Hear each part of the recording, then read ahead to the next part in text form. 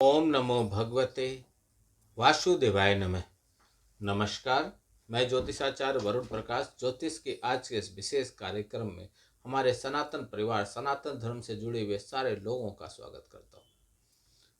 हर एक मनुष्य की उत्सुकता होती है कि वह अपने भविष्य के बारे में जाने, समझे,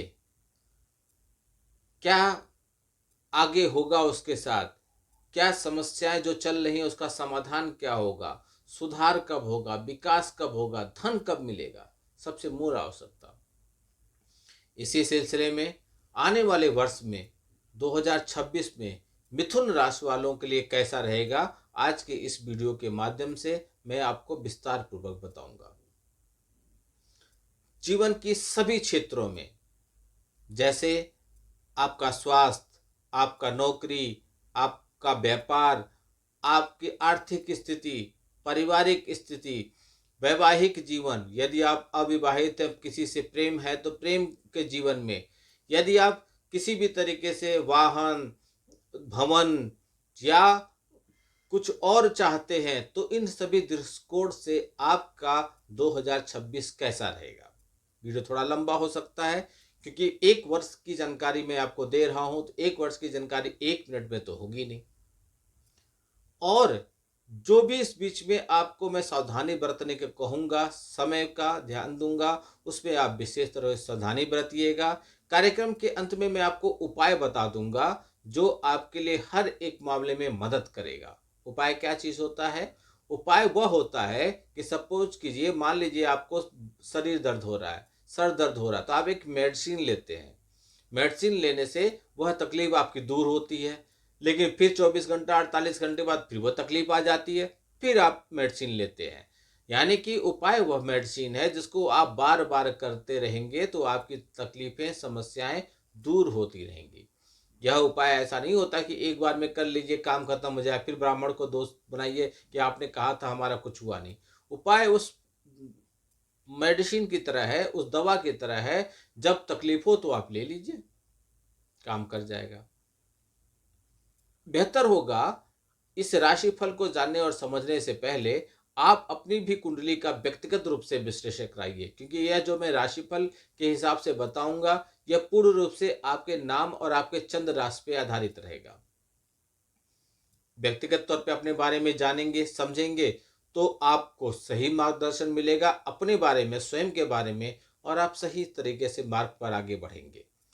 तो चलिए आगे बढ़ते हैं। सबसे पहले समझिए स्वास्थ्य कैसा रहेगा मिथुन राशि वालों 2026 में। तो स्वास्थ्य के लिए 2026 औसत या औसत से बेहतर रहेगा। हालांकि बृहस्पति के गोचर को अनुकूल आपके लिए कहा जाएगा, लेकिन फिर भी प्रथम लग्न भाव में गुरु ग्रह की मौजूदगी को स्वास्थ्य के लिए ज्यादा अच्छा नहीं माना जाता। ऐसे में आपको स्वास्थ्य के प्रति जागरूक रहना होगा। खान पान उचित रखने की स्थिति में आपको किसी भी तरह की परेशानी का सामना नहीं करना पड़ेगा, यानी कि भोजन वगैरह सही से कीजिए। लेकिन असंयमित खान पान आपके लिए समस्या पैदा कर सकती है। प्रथम भाव में देवगुरु बृहस्पति की उपस्थिति आपकी भूख बढ़ाने का काम कर सकती है। इसके फलस्वरूप आप अपनी प्रकृति के विरुद्ध जाकर खान पान या रहन सहन अपना सकते हैं। कई बार बृहस्पति देव आपको ऐसे मौके उत्पन्न कर देंगे जिससे आप लापरवाही करने लगेंगे। इससे आपको बचना है। 2 जून तक ऐसी स्थिति बनी रहेगी, क्योंकि उसके बाद देवगुरु बृहस्पति 31 अक्टूबर तक आपके दूसरे भाव में रहेंगे। गुरु ग्रह की यह स्थिति आपके लिए काफी अच्छी रहेगी 31 अक्टूबर को, जब उनका गोचर होगा। 31 अक्टूबर के बाद बृहस्पति पुनः आपको औसत परिणाम देने लगेंगे, जबकि शनिदेव का गोचर पूरे वर्ष आपके कमर से नीचे जननांगों से संबंधित कुछ समस्याएं दे सकती है। जिन लोगों को हृदय या सीने से जुड़ी हुई परेशानी पहले से है, उन्हें सावधान रहने की आवश्यकता रहेगी। दूसरी तरफ बाकी लोगों को स्वास्थ्य के मामलों में शनिदेव समान परिणाम देंगे। कुल मिलाकर इस वर्ष कुछ लोगों को पेट, जननांगों या सीने में संबंधित कोई समस्या हो सकती है। जो जातक एक नियमित दिनचर्या का पालन करेंगे, सात्विक भोजन करेंगे, ज्यादा तेल और मसाला का उपयोग नहीं करेंगे, उनके लिए अच्छे परिणाम मिलेंगे। शनि और बृहस्पति देव के नकारात्मक परिणाम का आपको सामना नहीं करना पड़ेगा। बात करें शैक्षिक जीवन के लिए, यानी कि जो विद्यार्थी हैं, जो शिक्षा ग्रहण करते हैं, उनके लिए कैसा होगा, तो वर्ष 2026 काफी हद तक आपके लिए अनुकूल रहेगा। हालांकि प्रथम भाव में बृहस्पति के गोचर को बहुत अच्छा नहीं माना जाता है, लेकिन उनकी दृष्टि हमेशा कल्याणकारी मानी जाती है। मिथुन राशि के लिए 2026 की साल की शुरुआत से लेकर 2 जून तक बृहस्पति देव की दृष्टि का प्रभाव आपके पंचम और नवम भाव पर रहेगा, जो शिक्षा में सुधार लेकर आने के काम करेंगे। आपके वरिष्ठ और गुरुजन आपके उन्नति के मार्ग पर आपको आगे बढ़ने के लिए मार्गदर्शन करेंगे। आपके फैसले और उनके मार्गदर्शन से कुछ चीजें आपके फेवर में आएंगी, लेकिन आपको आलस्य छोड़ना होगा, तो ही आपको अच्छा होगा। 31 अक्टूबर के बाद देवगुरु बृहस्पति आपको औसत परिणाम देंगे। इसके बाद शिक्षा के लिए समय मिला जुला आपको रह सकता है। हालांकि ट्रेवल से जुड़े विषयों की पढ़ाई कर रहे विद्यार्थी अच्छा प्रदर्शन करेंगे। शनिदेव कभी कभार आपका ध्यान शिक्षा से भटका सकते हैं। वहीं राहु की स्थिति को भी ज़्यादा अच्छा नहीं कहा जाएगा। ऐसे में शिक्षा के प्रमुख कारक ग्रह का आशीर्वाद मिलना आपके लिए सकारात्मक रहेगा। आप आगे बढ़ सकते हैं। इस वर्ष कुछ छात्रों को थोड़ी अधिक मेहनत करनी पड़ सकती है, लेकिन कोशिश करने से आपको शिक्षा में अच्छे परिणाम मिल जाएंगे। इसके विपरीत जो जातक बड़े बुजुर्गों और शिक्षकों का आदर करते हैं और राहु के अशुभ प्रभाव से वह बचे रहेंगे। साथ ही बृहस्पति देव भी अनुकूल बनाए रखेंगे। बृहस्पति देव की क्या इच्छा होती है कि आप गुरुजनों का सम्मान कीजिए, शिक्षकों का सम्मान कीजिए। जितना आप करेंगे उतनी आपकी सफलता बढ़ती जाएगी। व्यापार, जो लोग व्यापार करते हैं उनके लिए 2026 पूरे साल शनि का गोचर आपके 10वें भाव में होगा और ऐसे में आपसे अधिक मेहनत करवाएंगे। साथ ही कुछ धीमापन भी देखने को मिलेगा, जिसका प्रभाव प्रत्यक्ष रूप से व्यापार पर भी नजर आ सकता है। 10वें भाव के स्वामी बृहस्पति देव भी 2 जून तक औसत फल प्रदान करेंगे, लेकिन 2 जून से लेकर 31 अक्टूबर तक उच्च अवस्था में रहेंगे। बता दें, 10वें भाव के स्वामी के रूप में देवगुरु जब उच्च अवस्था में बैठकर 10वें भाव पर दृष्टि डालेंगे और इस प्रकार 2 जून से 31 अक्टूबर तक बृहस्पति देव आप पर अपनी आशीर्वाद बनाए रखेंगे। इस अवधि के लिए आपको सफलता लेकर आएगा। बाकी समय में आप पर काम का बोझ ज्यादा रहेगा, इसलिए यह वर्ष औसत रहेगा। एक तरफ 10वें भाव के स्वामी आपको औसत से बेहतर परिणाम देंगे, जबकि शनि देव ठीक ठाक परिणाम देंगे। आपके लिए 31 अक्टूबर के बाद देवगुरु बृहस्पति की स्थिति कमजोर फल देगी। वहीं बुध महाराज साल की ज्यादा समय आपके पक्ष में परिणाम देने का काम करेंगे, जिससे अनुकूल कहा जाएगा। व्यापार करने वाले जातकों का प्रदर्शन अच्छा रहेगा, भले ही धीमा रहे, लेकिन आप आगे ही बढ़ेंगे। शिक्षा, फाइनेंस, मैनेजमेंट से जुड़े हुए लोगों का समय अनुकूल रहेगा और आपके सभी काम बनेंगे। कानून, कोयला और लोहे इत्यादि से संबंध रखने वाले जातकों को कड़ी मेहनत के बाद सफलता की प्राप्ति होगी, जबकि अन्य क्षेत्र से जुड़े हुए लोगों को अपेक्षाकृत अधिक मेहनत करनी पड़ सकती है। आप यदि नौकरी करते हैं तो आपके लिए कैसा होगा? मिथुन राशि के वह जातक जो नौकरी करते हैं, तो आपके कर्म भाव के स्वामी बृहस्पति देव साल की शुरुआत से लेकर 2 जून तक आपको सामान्य परिणाम देंगे। लेकिन जब गुरु ग्रह की दृष्टि पंचम भाव पर होगी और उस समय आपके वरिष्ठ या आपके बॉस आपसे ज्यादा आपके विरोधियों के पक्ष में रहेंगे। आपका कम सुनेंगे, उनका ज्यादा सुनेंगे, जिसका थोड़ा नकारात्मक प्रभाव आप पे पड़ सकता है। मिथुन राशि के जातक आप कभी कभी कार्य क्षेत्र के माहौल से असंतुष्ट नजर आएंगे। ऐसे में आपको काम पर बहुत ज्यादा समर्पण के साथ कंसंट्रेशन बनाए रखना है। 2 जून से 31 अक्टूबर तक बृहस्पति कर्म भाव के स्वामी के रूप में उच्च अवस्था में रहते हुए आपके छठे भाव और कर्म भाव को देखेंगे। ऐसे में आप अपने कार्यों को समझ से पूरा कर सकेंगे और अच्छे परिणाम प्राप्त कर सकेंगे। साथ ही वरिष्ठों से शाबाशी और वाहवाही भी आपको मिलेगी। इस दौरान आपके वरिष्ठ आपसे अच्छा बर्ताव करेंगे और आपके सम्मान की नज़र से आपको देखेंगे। 31 अक्टूबर के बाद आपको पुनः औसत परिणाम मिलेगा। वहीं 21 जून से 2 अगस्त की अवधि में आपके छठे भाव के स्वामी मंगल वृषभ राशि में रहेंगे। ऐसे में आपको अनचाही यात्रा करनी पड़ सकती है और तनाव की वजह से आपको नींद से जुड़ी हुई समस्याओं का सामना भी करना पड़ सकता है, लेकिन कोई बड़ी समस्या नहीं आएगी। 18 सितंबर से 12 नवंबर के दौरान आपके छठे भाव के स्वामी मंगल नीच अवस्था में दूसरे भाव में चले जाएंगे। इसके परिणाम स्वरूप आपको कार्य क्षेत्र में बहुत ज़्यादा सावधान रहना है। किसी सहकर्मी से या दूसरे किसी से आप एक दूसरे की निंदा मत कीजिए। खासकर अगर बॉस आपके काम से असंतुष्ट हैं तो और भी निंदा मत कीजिए, इसका ध्यान रखिएगा। आर्थिक जीवन, पैसा कैसा रहेगा 2026 से मिथुन राशि वालों? तो आर्थिक जीवन के लिए वर्ष 2026 पिछले साल की तुलना में अच्छा रहेगा। इस साल की शुरुआत में 2 जून तक धन के कारक ग्रह बृहस्पति देव आपके प्रथम भाव में रहेंगे और इससे पहले गुरु ग्रह आपके द्वादश भाव में बैठेंगे, जो आपके खर्चों में वृद्धि करवाएंगे। लेकिन प्रथम भाव में गुरु महाराज की मौजूदगी आपको खर्चों को धीरे धीरे कम करने का काम करेंगे, विशेषकर बेकार के खर्चों को।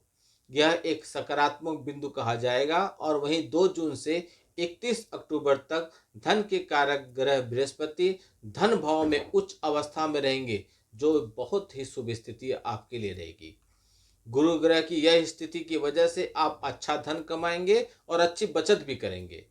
31 अक्टूबर के बाद आपको औसत परिणाम मिलेगा, जबकि शुक्र ग्रह का गोचर ज्यादा समय अनुकूल स्थिति में है। ऐसे में शुक्र देव आर्थिक मामलों में आपकी सहायता करेंगे। दूसरी तरफ शनि देव आर्थिक जीवन में न तो आपको सहयोग करेंगे न तो विरोध करेंगे। वहीं केतु का गोचर अनुकूल और राहु का गोचर औसत रहेगा। लाभ भाव के स्वामी मंगल देव की स्थिति भी आपको सामान्य रहेगी। कुल मिलाकर 2026 आपको आर्थिक जीवन के लिए अच्छा रहेगा। ज्यादातर बड़े ग्रह आपका मदद करते हुए दिखाई पड़ रहे हैं। यदि आप किसी से प्रेम करते हैं तो आपका 2026 प्रेम संबंधित मामलों के लिए समस्या कोई बड़ी नजर नहीं आ रही है, बल्कि बृहस्पति जैसे शुभ ग्रहों के शुभ प्रभाव के चलते लंबे समय तक यह आपका और बना रहेगा, जिसका लाभ आपको प्रेम जीवन पर मिलेगा। आपके पंचम भाव के स्वामी शुक्र का गोचर साल के ज्यादातर समय आपके लिए अच्छा रहेगा। ऊपर से साल की शुरुआत से लेकर 2 जून तक बृहस्पति देव भी पंचम भाव पर दृष्टि से आप पर रहेगी। ऐसे में आपको प्रेम जीवन में मिठास बना रहेगा। 2 जून से 31 अक्टूबर के बीच गुरु का प्रत्यक्ष प्रभाव पंचम भाव पर रहेगा, जिससे लेकिन पंचम भाव पढ़ने से और सप्तमेश होकर उच्च अवस्था में होने के कारण गुरु ग्रह के प्रभाव से उन लोगों को प्रेम जीवन मधुर बना रहेगा, प्रेम विवाह करने का जो आप सोच रहे हैं। 31 अक्टूबर के बाद बृहस्पति देव अपनी पंचम दृष्टि से सप्तम भाव को देखेंगे और ऐसे में उन लोगों के लिए समय उत्तम होगा जो प्रेम विवाह करना चाहते हैं। विवाह या वैवाहिक जीवन के लिए मैं बताऊं, या जो लोग विवाह के योग हो गए हैं उनका, या जो विवाहित है उनके हिसाब से कैसा रहेगा 2026। तो सबसे पहले आप जो लोग अविवाहित हैं, विवाह के योग हैं, आपके लिए 2 जून तक बृहस्पति आपके प्रथम भाव में रहेंगे और सप्तम भाव को देखेंगे, जो विवाह के लिए एक अच्छी स्थिति मानी जाती है। ऊपर से बृहस्पति आपके सप्तम भाव के स्वामी होकर सप्तम भाव को भी देखेंगे, इससे और भी शुभ माना जाता है। सप्तमेश प्रथम भाव में रहकर पंचम भाव पर दृष्टि डालेगा और ऐसे में विवाह योग प्रबल होंगे, बल्कि प्रेम विवाह करने वालों को भी और अच्छे परिणाम प्राप्त होंगे। ऐसे में साल की शुरुआत से लेकर 2 अक्टूबर तक का समय विवाह या प्रेम विवाह के लिए बहुत उत्तम है। 2 जून से 31 अक्टूबर के बीच उच्च अवस्था में दूसरे भाव में रहेंगे बृहस्पति देव, जो अरेंज मैरिज से जुड़े हुए मामलों में अच्छे परिणाम देंगे। जो लोग वैवाहिक हैं उनके लिए शनि देव की 10वीं दृष्टि सप्तम भाव पे होगी, जिसे शुभ नहीं कहा जाता, अतः दाम्पत्य जीवन में सावधानी आपको बरतनी होगी। हालांकि साल की शुरुआत से लेकर 2 जून तक बृहस्पति देव सप्तम भाव को देखेंगे, जिससे समस्याओं में कमी आएगी, लेकिन बीच बीच में परेशानियां बनती रहेंगी।